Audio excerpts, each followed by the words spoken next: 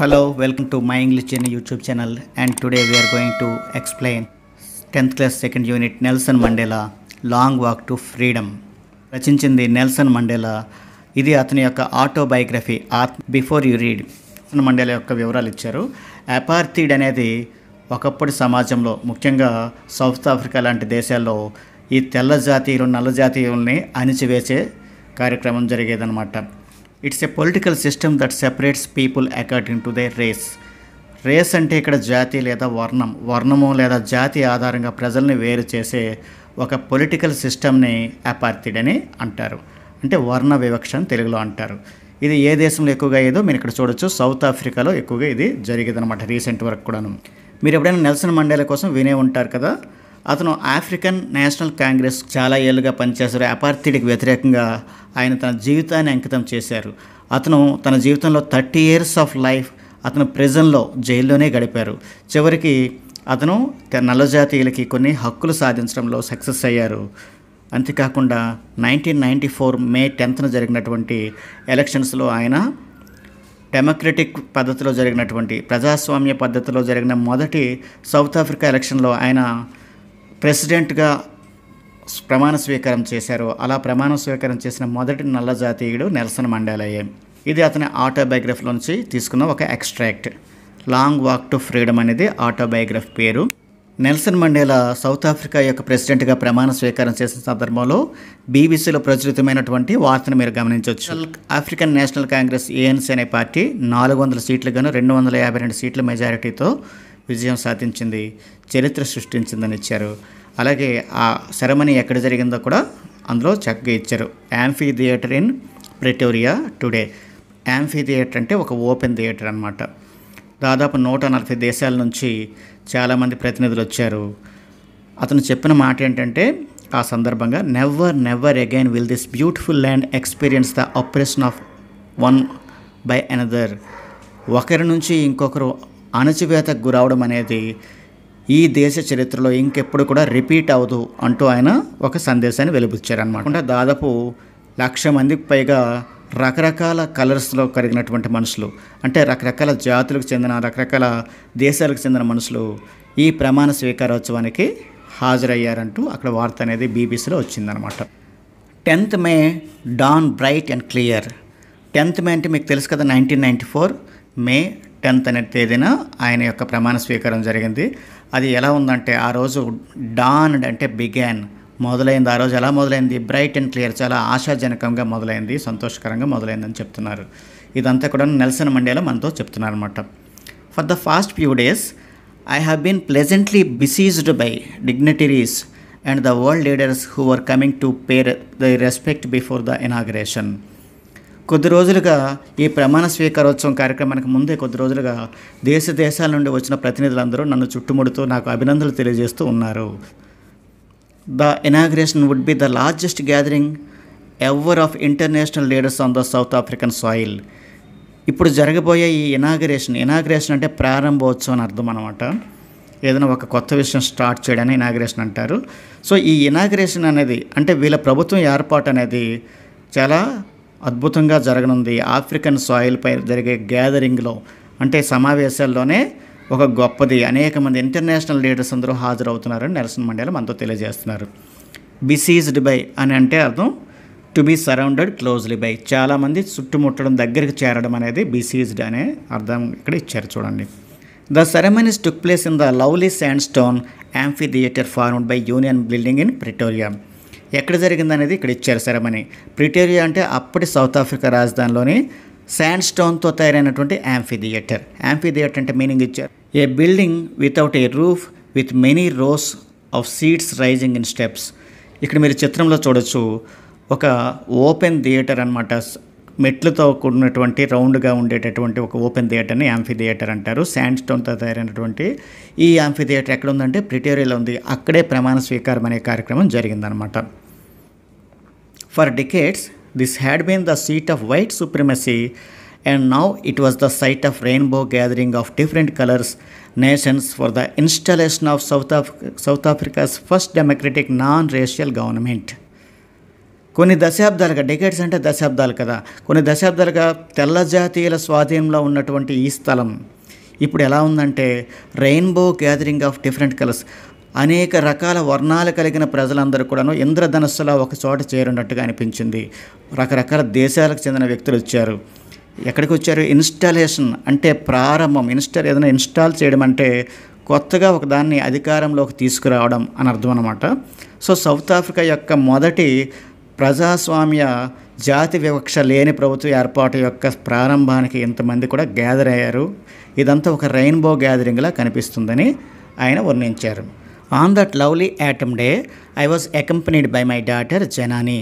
ఆ అద్భుతమైన శిశిర ఋతువు నాటి ఆ రోజున నాతో పాటు ఎవరున్నారంటే జనాని అనే నా కుమార్తె ఈ ప్రమాణ స్వీకారోత్సవానికి హాజరైంది.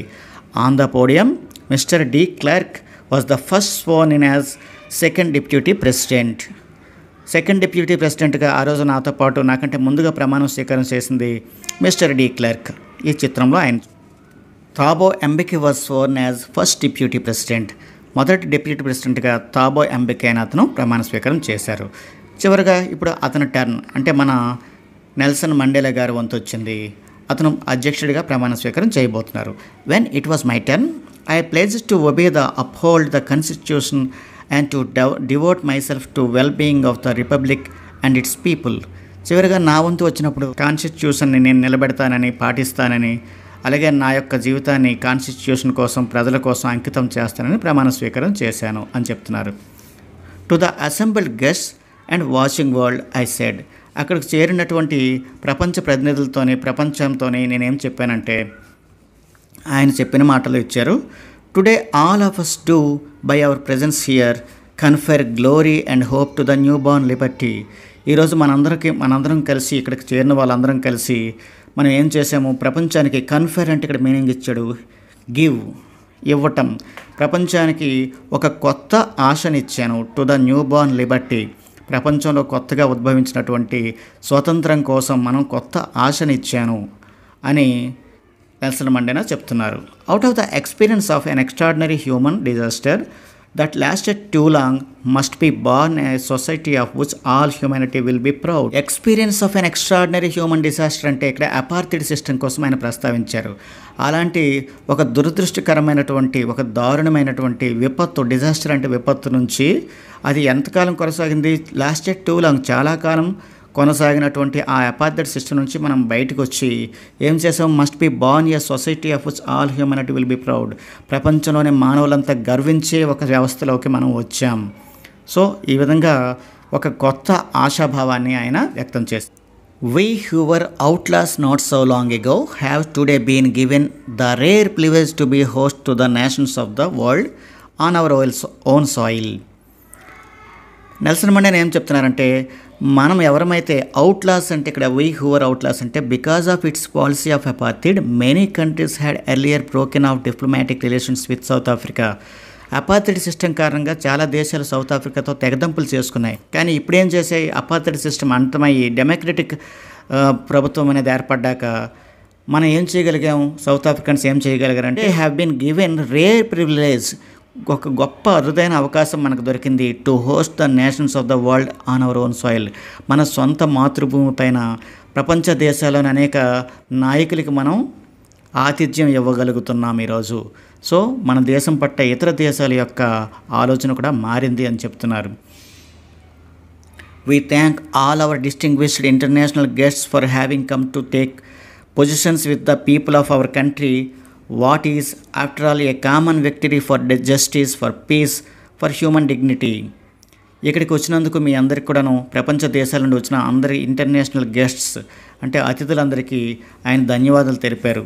ఎందుకంటే మనం అందరం కలిసి ఒక కామన్ విక్టరీ, సామూహికమైన విజయాన్ని సాధించాం. జస్టిస్ అంటే న్యాయాన్ని సంపాదించుకున్నాం. పీస్ అంటే శాంతిని నెలకొల్పగలుగుతున్నాం. ఫర్ హ్యూమన్ డిగ్నిటీ, మానవ గౌరవాన్ని మనం తీసుకురాగలుగుతున్నాం అంటూ నెల్సన్ మండేలా గారు ఆ స్పీచ్లో చెప్తున్నారనమాట. We have at last achieved all political ఇమాన్సిపేషన్ అంటే ఫ్రీడమ్ ఫర్ రెస్ట్రిక్షన్. మనం ఏం సాధించగలిగాం? పొలిటికల్ ఇమాన్సిపేషన్ అంటే రాజకీయపరమైనటువంటి స్వేచ్ఛ కూడా సంపాదించుకోగలిగాం. We pledge our selves to liberate all our people from the continuing bondage of poverty, deprivation, suffering, gender and other discriminations. ప్రతిజ్ఞ చేయాలంటే మన దేశంలోని ప్రజలందరినీ కూడా పావర్టీ నుంచి, పేదరికం నుంచి, అలాగే వెనుకపాటుతనం నుంచి, బాధల నుంచి, జెండర్ అండ్ అదర్ డిస్క్రిమినేషన్స్, లింగ వివక్షత నుండి, ఇతర వివక్షతల నుండి మనం స్వేచ్ఛ కల్పించాలి అని మనందరం కూడా ప్రయత్నం చేయాలని ప్రతిజ్ఞ చేసుకోవాలని ఆ సందర్భంగా చెప్పారు ఆయన. Never never and never again shall it be that is beautiful land will again experience the oppression of the one by another. ఇంకెప్పుడు కూడాను ఇలాంటి అణిచివేత ఒకరిపై ఒకరు ఉండడానికి ఈ దేశంలో వీలు లేకుండా మనం చేసుకోవాలి. ఇంకెప్పుడు కూడా వర్ణ వివక్షత అనేది తలెత్తకుండా ఉండాలి అంటూ ఆయన ఆశాభావాన్ని వ్యక్తం చేశారు. The sun shall never set on so glorious a human achievement. ఒక అద్భుతమైన మానవ విజయం లాంటి ఇలాంటి ప్రజాస్వామ్య ప్రభుత్వ స్థాపన అనే విజయం పైన sun shall never set on అంటే సూర్యుడు ఇంకెప్పుడు అస్తమించకూడదు, ఒక రకంగా చెప్పాలంటే చీకటి కమ్ముకోకూడదు, అంటే ఇలాంటి అద్భుతమైన విజయం ఎప్పుడు కూడాను కనుమరుగవ్వకూడదు అంటూ ఆయన చెప్తున్నారు. Let's freedom reign, God bless Africa. స్వతంత్రమే రాజ్యం ఏలాలి, గాడ్ బ్లెస్ ఆఫ్రికా అంటూ ఆయన దీవిస్తూ తన స్పీచ్ని ముగించారన్న. A few moments later, we all lifted our eyes in awe as a spectacular array of South African jets, helicopters and troop carriers roared in perfect formation over Union buildings. A few moments later, we all lifted our eyes in awe in a spectacular array of South African jets, helicopters, troops carriers roared in a perfect formation over Union buildings. కాసేపటి తర్వాత జరిగిన ఆకాశ విన్యాసాలు, South African jets, helicopters, troop carriers వీళ్ళందరూ చేసినటువంటి ఆకాశ విన్యాసాలు చూసి మేమందరం కూడా ఆశ్చర్యంగా కళ్ళు పైకెత్తి చూసాం. అది కేవలం it was not only a display of pin point precision, కేవలం అది ఒక ప్రదర్శన, ఖచ్చితత్వంతో కూడిన ప్రదర్శన మాత్రమే కాదు, మిలిటరీ ఫోర్స్ వాళ్ళ యొక్క మిలిటరీ ఫోర్స్ని ప్రదర్శించడం మాత్రమే కాదు, but A demonstration of military loyalty to the democracy. ఆ దేశపు మిలిటరీ కూడా ప్రభుత్వాన్ని పట్ల విధేయతను ప్రదర్శించడం కూడా అందులో మాకు కనిపించింది. Only moments before, the highest generals of South African Defence Force and Police, their chests bedecked with ribbons and medals from the days gone by, saluted me, pledged their loyalty. అక్కడ అత్యున్నత సైనికాధికారులు, పోలీస్ అధికారులు వీళ్ళందరూ కూడా తమ chest అంటే ఛాతీలపై బెడెక్డ్ అంటే అలంకరించినటువంటి ribbons మరియు మెడల్స్తో పాటు నా దగ్గరికి వచ్చి సెల్యూట్ చేసి వారి యొక్క విధేయతని చాటుకున్నారు. I was not unmindful of the fact that not so many years before they would not have saluted me but arrested me. నేనప్పుడు నా మనసులోంచి ఒక విషయం అయితే పోలేదు, ఏంటంటే కొన్ని సంవత్సరాలకు ముందు ఇప్పుడు సెల్యూట్ చేసిన వాళ్ళే నన్ను అరెస్ట్ చేశారని. Final chevron of Impala jets left a smoke trail of black, red, green, blue and gold of the new South African flag. తర్వాత చివరికి ఒక జెట్ విమానాలతో కూడిన బృందం సౌత్ ఆఫ్రికా యొక్క ఫ్లాగ్ యొక్క రంగుల్లో ఆకాశంలో పొగని విడుదల చేస్తూ ఒక అద్భుత దృశ్యాన్ని ఆవిష్కరించారు. The day was symbolized for me by the playing of our 2 national anthems. ఆ రోజు ఒక సింబాలిక్గా నిలిచింది, ఎందుకంటే 2 రకాల నేషనల్ యాంథమ్స్ని ప్లే చేశారు. The visions of white singing సోకీ సెకీల్ ఈ ఆఫ్రికా, తెల్ల జాతీయుల విజన్లోంచి వచ్చినటువంటి కొత్త పాట సోకీ సికెల్ అనే ఈ నేషనల్ యాంథమ్ని పాడారు. అలాగే బ్లాక్ సింగింగ్, నల్ల జాతీయులు పాడినటువంటి డై స్టెమ్ అనే ఒక నేషనల్ యాంథమ్ కూడా పాడారు.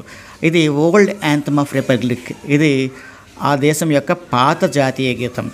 సో ముందు ఉన్నటువంటి జాతీయ గీతం పాడారు, తర్వాత బ్రిటిష్ వారు ఏర్పరిచిన జాతీయ గీతాన్ని కూడా పాడారు. Although that day neither group new the lyrics of the anthems they once despised. కానీ ఈ 2 గ్రూప్స్ అంటే తెల్ల జాతీయులకి నల్ల జాతీయులకి వేరొక పాట యొక్క లిరిక్స్ అనేవి ఎప్పటికీ ఆ రోజుకైతే అర్థం కాలేదు, ఎందుకంటే నల్ల జాతీయులు పాడినటువంటి పాటలోని ఆ లిరిక్స్ యొక్క అర్థం తెల్ల జాతీయులకి తెలియదు కాబట్టి. They would soon know the words by heart. కొద్ది రోజుల్లోనే వాళ్ళందరూ కూడాను ఈ పదాలని గుర్తుపెట్టుకుంటారు. తెల్ల జాతీయుల నుంచి అధికారం అనేది నల్ల జాతీయుల చేతిలోకి వచ్చింది అనే విషయం అంతర్లీనంగా చర్చించారని చెప్తాను. On the day of the inauguration I was overwhelmed with a sense of history. ఈ ప్రారంభోత్సవం లేదా ప్రమాణ స్వీకారోత్సవం సందర్భంగా నేను చారిత్రకమైనటువంటి భావాలు గుర్తుకొచ్చి ఓవర్వెల్మ్డ్ స్ట్రాంగ్ ఫీలింగ్కి లోనయ్యాను, ఉద్విగ్నతకు లోనయ్యాను. In the first decade of 20th century, a few years after the bitter Anglo-Boer War and before my own birth, 20th century యొక్క మొదటి డెకేడ్ అంటే 1910 ఈ సమయంలో జరిగినటువంటి ఆంగ్లో బోవర్ వార్ ఏదైతే నా పుట్టుకకు ముందే జరిగింది, అంటే నెల్సన్ మండేలా కూడా అప్పటికి పుట్టలేదు, ఆ యుద్ధం సందర్భంగా ఏం జరిగిందంటే the white-skinned peoples of South Africa patched up their differences. ఆ సౌత్ ఆఫ్రికాలో చాలా రకాల తెల్ల జాతీయ వర్గాలు ఉండేవి. వారిలో వారు యుద్ధాలు చేసుకునేవాళ్ళు. కానీ వాళ్ళందరూ కలిసి ఈ ఆంగ్లో బోవర్ వార్ తర్వాత తమ మధ్యనటువంటి రాజీ కుదుర్చుకున్నారు. యుద్ధాలన్నీ ఆపేసి ఏం చేశారంటే వాళ్ళొక కొత్త సిస్టమ్ని ఎరెక్ట్ చేశారు. ఏంటది? A system of racial domination against a dark skinned peoples of their own land. వాళ్ళ దేశానికి చెందిన నల్ల జాతీయులపై ఆధిపత్య ధోరణి ప్రదర్శించే ఒక కొత్త ప్రక్రియ, ఒక కొత్త సిస్టమ్కి వాళ్ళు అంకురార్పణ చేశారు. అదే మనం చెప్పుకున్నాం కదా, అపార్థైడ్, వర్ణ వివక్షతకి వాళ్ళు తెరతీశారనమాట. The structure they created formed the basis of one of the harshest most inhuman societies the world has ever known. వారు అప్పుడు తయారు చేసిన ఆ అపార్థైడ్ అనే ఆ స్ట్రక్చర్ ఎలాంటిదంటే అది ప్రపంచ చరిత్రలోనే అత్యంత దుర్మార్గకరమైనటువంటి, అమానవీకరణటువంటి, ఒక దారుణమైనటువంటి ఒక system. Now in the last decade of 20th century and my own 8th decade as a man the system had been. అంటే ఈ 20వ శతాబ్దం యొక్క చివరి సంవత్సరం అంటే 1990 ఈ చివరి దశకంలోన, అలాగే అదే సమయంలో నెల్సన్ మండేలా యొక్క వయసు 80 years కదా, ఈ సందర్భంగా overturned forever and replaced by one that recognized the rights and freedoms of all people. అలాంటి అపార్థైడ్ సిస్టమ్ అనేది నా యొక్క 80వ దశకం చివరిలోన, అలాగే 20వ శతాబ్దం యొక్క చివరి దశకం అంటే 1990s ఈ సమయానికల్లా ఓవర్టర్న్డ్ అంటే మార్చేసాం.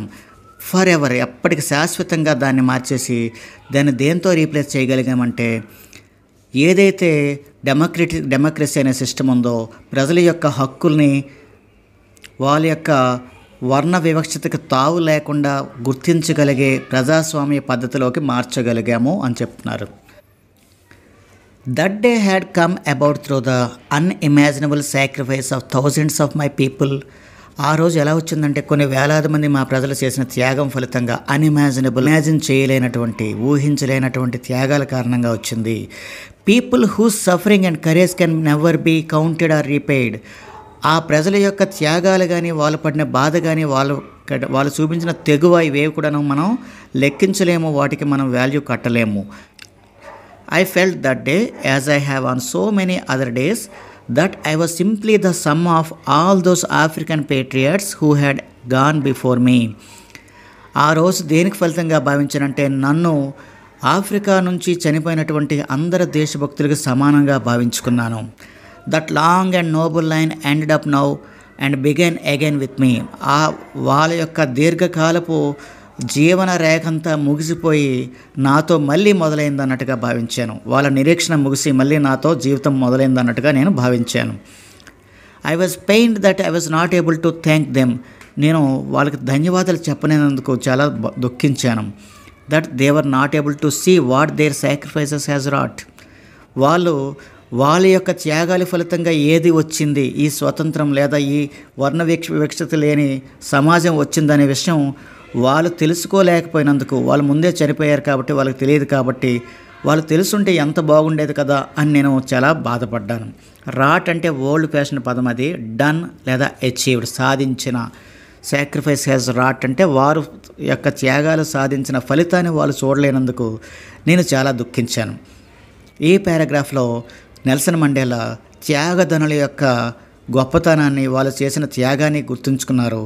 వాళ్ళ త్యాగ ఫలితంగానే ఇటువంటి వర్ణ వివక్ష లేనటువంటి ప్రభుత్వం ఏర్పాటైంది, డెమోక్రటిక్ గవర్నమెంట్ అనేది ఏర్పాటైంది. కానీ వాళ్ళకి ఆ విషయం తెలియనందుకు బాధపడుతున్నానంటూ చెప్తున్నారు. The policy of apartheid created a deep and lasting wound in my country and my people. ఈ అపార్థిడ్ అనే పాలసీ వల్ల మా దేశంలో ప్రజల్లోన తీవ్రమైన గాయం అనేది, డీప్ అంటే లోతైన, లాస్టింగ్ అంటే చాలా కాలం అన్నటువంటి గాయం అనేది ఏర్పడింది. All of us will spend many years if not generations recovering from that profound hurt.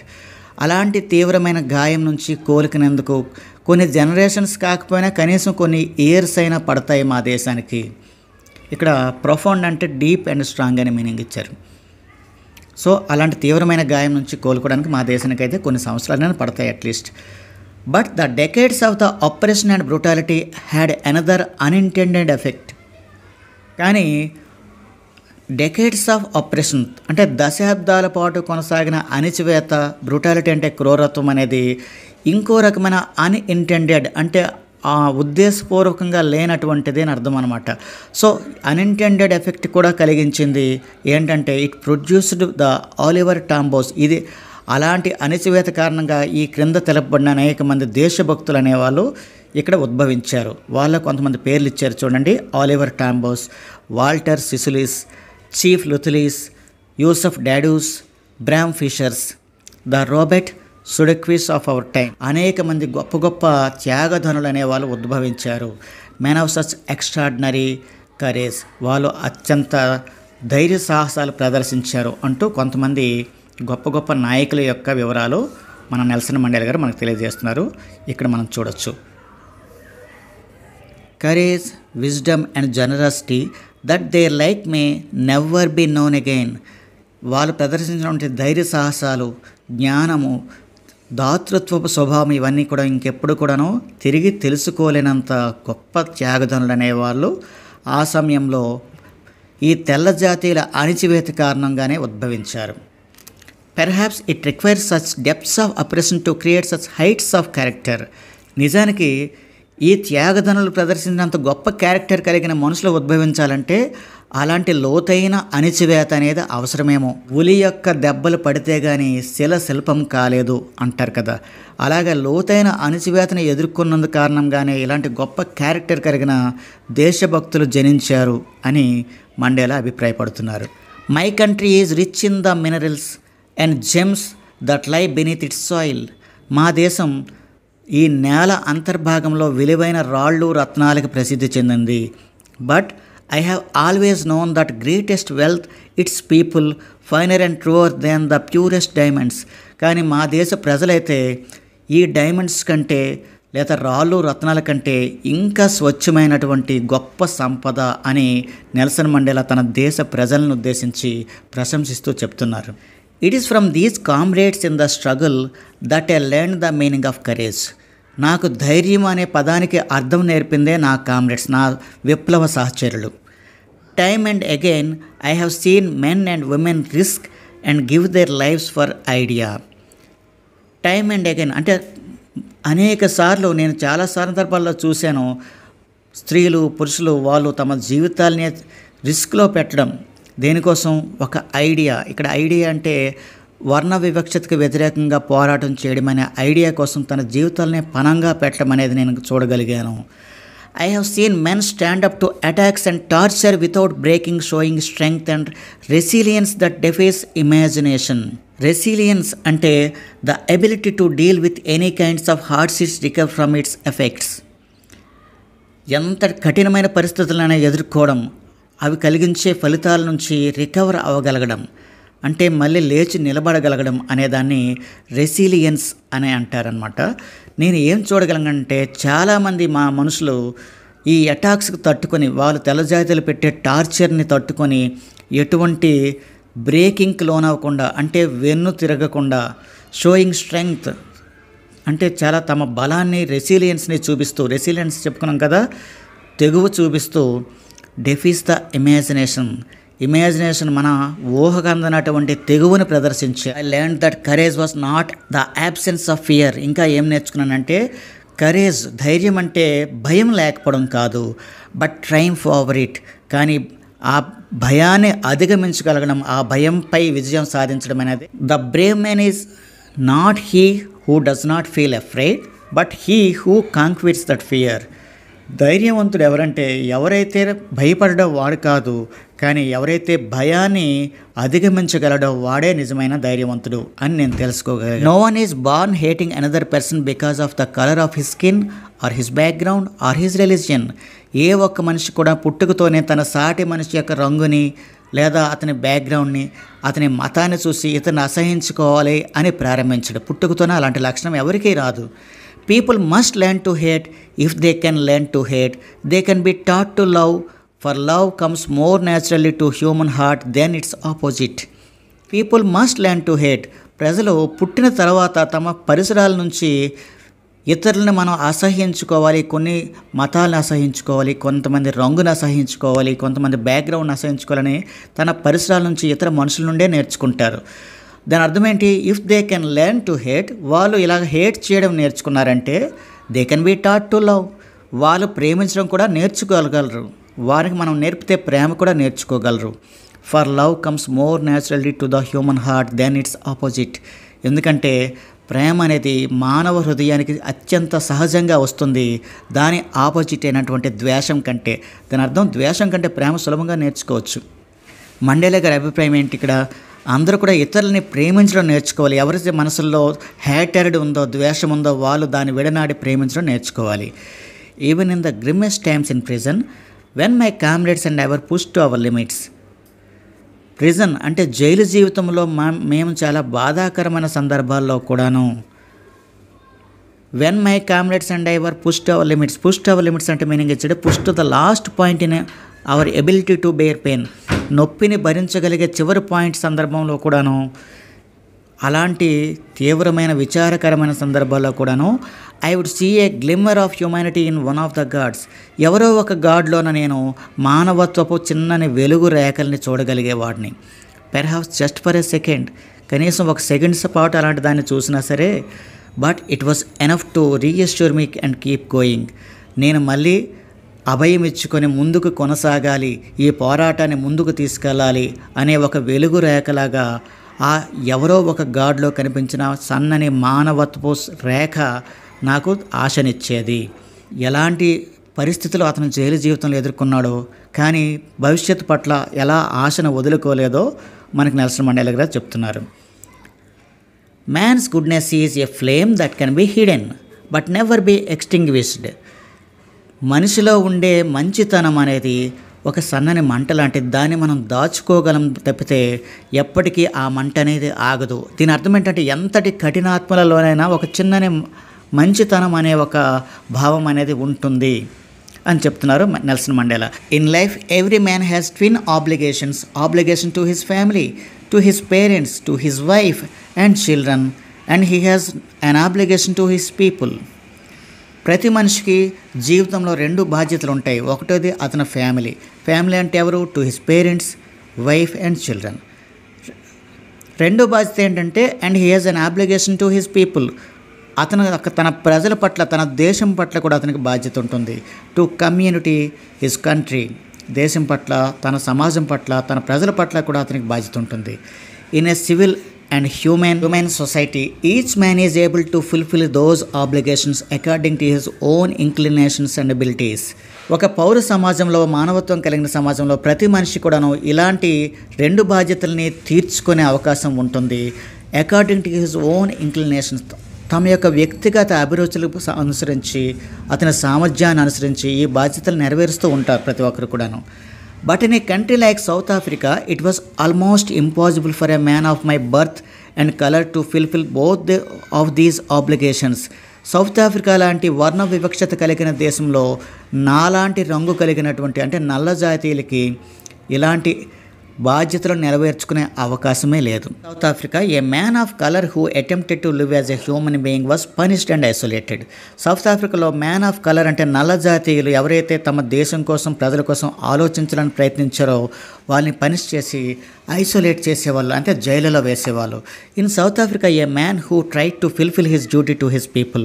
South ఆఫ్రికాలో ఎవరైతే ప్రజల కోసం పనిచేయాలనుకునే వాళ్ళు, లేదా ఈ సందర్భంలో చెప్పుకుంటే వర్ణ వివక్షతపై వ్యతిరేకంగా పోరాడాలని అనుకునే వాళ్ళు, was inevitably ripped from his family and his home and was forced to live life apart. Inevitable అంటే అన్అవాయిడబుల్లీ, తప్పించుకోలేని విధంగా వాడిని సెపరేట్ చేసేసేవాళ్ళు వాళ్ళ ఫ్యామిలీ నుంచి, వాళ్ళ ఇంటి నుంచి. అంటే జైలులో వేసేసేవాళ్ళు. And force to live life apart. అందుకనే వాళ్ళు దొరికితే జైల్లో వేస్తారు కాబట్టి వాళ్ళు ఎలాంటి జీవితం గడిపేవారు, ఇంటికి దూరంగా చీకట్లో బతికేవారు. A twilight existence of secrecy and rebellion. Twilight అంటే సంధ్యాసమయం, సూర్యుడు కుంగిపోయిన తర్వాత కూడాను సన్నని వెలుగు కనిపిస్తుంది కదా, చీకటి, చిరు చీకటి, అలాంటి జీవితం గడిపేవాళ్ళు. ఎవరైతే ఇలాంటి విప్లవాత్మక భావాలు కలిగిన వ్యక్తులందరూ కూడాను చీకటి జీవితం గడపాల్సి వచ్చేది. దానివల్ల వాళ్ళు ఫ్యామిలీకి దూరంగా వెళ్ళిపోవాల్సి వచ్చేది. I did not in the beginning choose to place my people above my family. మొదట్లో నేను కూడా నా ఫ్యామిలీకి ప్రయారిటీ ఇచ్చాను, నా ప్రజలకి తర్వాత స్థానం ఇచ్చాను. కానీ in attempting to serve my people I found that I was prevented from fulfilling my obligations as a son, a brother, a father and a husband. కానీ నేను నా ప్రజలకి సేవ చేయడం మొదలుపెట్టాక, అంటే ఉద్యమంలో పార్టిసిపేట్ చేయడం మొదలుపెట్టాక నేను చీకటి జీవితం గడపాల్సి వచ్చింది. నా ఫ్యామిలీకి నేను బాధ్యతలు నెరవేర్చే అవకాశం లేకుండా అయిపోయింది, నా ఫ్యామిలీకి దూరం అయిపోయానని చెప్తున్నారు. ఉద్యమ నాటి రోజుల్ని మండేలా గారు గుర్తు చేస్తూ ఉన్నారన్న. I was not born with a hunger to be free. పుట్టుకతోనే నేను ఇలాంటి స్వేచ్ఛ కోసం పోరాడాలని అనుకోలేదు. I was born free in every way that I could know. పుట్టుకతో నేను ఫ్రీగా అంటే స్వేచ్ఛగానే పుట్టాను. నాకు తెలిసిన అన్ని పద్ధతుల్లో స్వేచ్ఛగా ఉన్నాను. Free to run in the fields near my mother's hut. మా అమ్మ దగ్గర గుడిసె దగ్గర నేను పరిగెడుతూ ఉండేవాడిని పొలాల్లో. Free to swim in the clear stream that ran through my village. మా వీధులు, మా ఊరిలో ప్రవహించే ఏరులో నేను ఈత కొట్టుకుంటూ హ్యాపీగా ఉండేవాడిని. Free to roast mealies under the stars and ride the broad back of slow moving bulls. ఆరు బయట నక్షత్రాల కింద జొన్న పొత్తులను కాల్చుకుంటూ, అలాగే broad backs of slow moving bulls, నెమ్మదిగా సాగేటటువంటి దున్నపోతులపై చక్కగా రైడ్ చేస్తూ, ఎంజాయ్ చేస్తూ స్వేచ్ఛగా ఉండేవాడిని. As long as I obeyed my father and abided by the customs of my tribe, I was not troubled by any laws of man or god. మా tribe, మా జాతి యొక్క ఆదేశాలు పాటించినంతకాలం, మా నాన్నగారి ఆదేశాలు పాటించినంతకాలం నాకు ఎటువంటి చట్టాలు, దేవుడు కానీ మనిషి కానీ ఎటువంటి ఇబ్బందులు నాకు ఎప్పుడూ గురి కాలేదు. It was only when I began to learn that my boyhood freedom was an illusion. నేను ఫ్రీడమ్ కోసం ఆరాటపడడం అనేది ఎప్పుడు జరిగిందంటే, ఒక అబ్బాయిగా ఉన్నప్పుడు నాకున్నటువంటి స్వేచ్ఛ అంతా కూడా కేవలం ఒక భ్రాంతి అని తెలుసుకున్నప్పుడు ఫ్రీడమ్ కోసం ఆరాటపడడం నేను ప్రారంభించాను. When I discovered as a young man that my freedom had already been taken from me. ఒక కుర్రవాడిగా ఉన్నప్పుడు నా స్వేచ్ఛ అంతా ఇప్పటికే తెల్ల జాతీయుల చేతిలోకి వెళ్ళిపోయింది. Then that I began to hunger for it. అప్పుడు నేను ఆ ఫ్రీడమ్ కోసం ఆరాటపడడం నేను ప్రారంభించాను. ఎట్ ఫస్ట్ మొదట్లో ఏమైందంటే, as a student I wanted freedom for only myself. మొదట్లో ఒక స్టూడెంట్గా నా వ్యక్తిగత స్వేచ్ఛ కోసం నేను ఆరాటపడ్డాను. The transitory freedoms of being able to stay out at night. Transitory అంటే నాట్ పర్మనెంట్, ఒక తాత్కాలికమైనటువంటి ఫ్రీడమ్ కోసమే ఆరాటపడ్డాను. నేను బయటికి స్వేచ్ఛగా వెళ్ళొచ్చు, రాత్రిపూట ఎక్కడికైనా నేను స్వేచ్ఛగా వెళ్ళే ఫ్రీడమ్ నాకు కావాలి. నేను ఏది కావాలంటే అది చదువుకోవాలి. And go where I chose, ఎక్కడికి కావాలంటే నేను అక్కడికి వెళ్ళాలి. ఈ ఫ్రీడమ్ ఉంటే నాకు చాలు అనుకున్నాను. Later as a young man in Johannesburg I yearned for the basic honourable freedoms of achieving my potential. తర్వాత జోహెన్స్బర్గ్లో ఉన్నప్పుడు, ఒక కుర్రవాడిగా ఉన్నప్పుడు నేను యార్నడ్ అంటే ఆతృత పడడం, ఫ్రీడమ్ కోసం చాలా తీవ్రంగా ఆరాటపడ్డాను. ఎందుకంటే ఫర్ అచీవింగ్ మై పొటెన్షియల్, నా శక్తి కొలది నేను ఏదైనా సాధించడానికి కోసం నాకు ఫ్రీడమ్ కావాల్సి వచ్చింది. ఆఫ్ ఎర్నింగ్ మై కీప్, నేను సంపాదించుకోవడానికి ఫ్రీడమ్ కావాలి. మ్యారీయింగ్ అండ్ హ్యావింగ్ ఫ్యామిలీ, పెళ్లి చేసుకునే ఒక ఫ్యామిలీ స్థాపించడం కోసం నాకు ఫ్రీడమ్ కావాలని నేను భావించాను. The freedom not to be obstructed in a lawful life. ఒక చట్టబద్ధమైన జీవితం గడిపినప్పుడు ఎవరు కూడా నన్ను అడ్డుకోకూడదు, ఎటువంటి ఇబ్బందులు నాకు కలగకూడదు, అలాంటి స్వేచ్ఛ నాకు కావాలని నేను ఆరాటపడ్డాను. కానీ ఇదంతా కూడా మనకేమర్థమవుతుందంటే, మొదట్లో తాను బయట తిరిగితే చాలు అలాంటి ఫ్రీడమ్ అనుకున్నాడు. తర్వాత నాకు ఒక ఫ్యామిలీ లైఫ్ని గడిపితే నాకు ఒక ఫ్రీడంగా ఉంటే చాలు అనుకున్నాడు. తర్వాత సందర్భంలో ఆ కోరిక ఎలా ట్రాన్సిషన్ చెందిందో. But then I slowly saw that not only as was I not free, but my brothers and sisters were not free.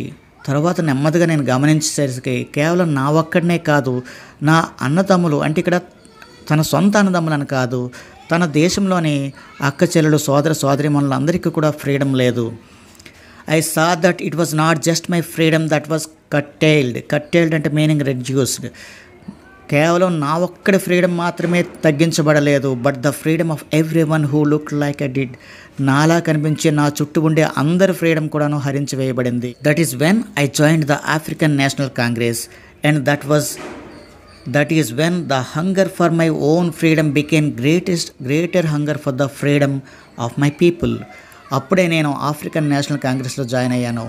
నా యొక్క వ్యక్తిగత స్వేచ్ఛ కావాలనే కోరిక నుంచి నా దేశంలోని ప్రజలందరికీ కూడాను స్వేచ్ఛ కావాలనే ఒక గొప్ప కోరికగా నా ఫ్రీడమ్ స్ట్రగుల్ అనేది పరిణామం చెందింది. It was this desire for the freedom of my people to live their lives with dignity and self-respect that animated my life. ఆ కోరిక ఏంటంటే నా ప్రజలందరూ కూడా వాళ్ళ జీవితాల్ని పూర్తి గౌరవంతో, సెల్ఫ్ రెస్పెక్ట్, ఆత్మగౌరవంతో గడపాలి అనేదే. అలాంటి ఆలోచన వల్లే నాకు ఈ ఫ్రీడమ్ అనే కోరిక, అందరి యొక్క ఫ్రీడమ్ కావాలనే డిజైర్ అనేది నా మనసులో రూపుదిద్దుకుంది. That transformed a frightened young man into a bold one. ఆ కోరికే ఒక సాధారణమైనటువంటి భయపడే కుర్రవాడిని ఎలా మార్చింది? ఒక ధైర్యవంతుడిగా మార్చింది. బోల్డ్ వన్, ధైర్యవంతుడు. That drove a law abiding attorney to become a criminal. ఒక చట్టానికి పరిబడి ప్రవర్తించే ఒక పౌరుడిని ఒక క్రిమినల్గా మార్చింది. That turned a family loving husband to a man without a home. ఒక ఇంటిని, ఒక ఫ్యామిలీని ఇష్టపడే ఒక భర్త నుంచి ఇంటికి దూరంగా గడిపే వ్యక్తిగా మార్చింది. That forced A life loving man to live like A monk. ఒక ఫ్యామిలీ జీవితానికి గడపడానికి ఇష్టపడే ఒక మనిషి నుంచి ఒక సన్యాసిగా బతకడానికి ఇష్టపడే మనిషిగా ఈ ఫ్రీడమ్ స్ట్రగుల్ అనే కోరిక నన్ను ఆ విధంగా మార్చేసింది. I'm no more virtuous or self satisfying man than the next man, but I found that I could not even enjoy the poor and limited freedoms I was allowed when I knew my people were not free. Freedom is invincible. ఇక్కడ ఏం చెప్తున్నారంటే ఆయన, I'm no more virtuous. నేను ఇప్పుడు ఎటువంటి moral values లేని మనిషిని, ఎందుకంటే ఇంతకుముందు చట్టానికి లోబడి ప్రవర్తించేవాడిని, ఇప్పుడు అలా లేదు. Or self sacrificing man than the next man. నా పక్కన ఉండే మనిషి కంటే ఇంకా ఎక్కువ త్యాగం చేసే మనిషినేమని చెప్పట్లేదు, కానీ I found that I could not even enjoy the poor and limited freedoms.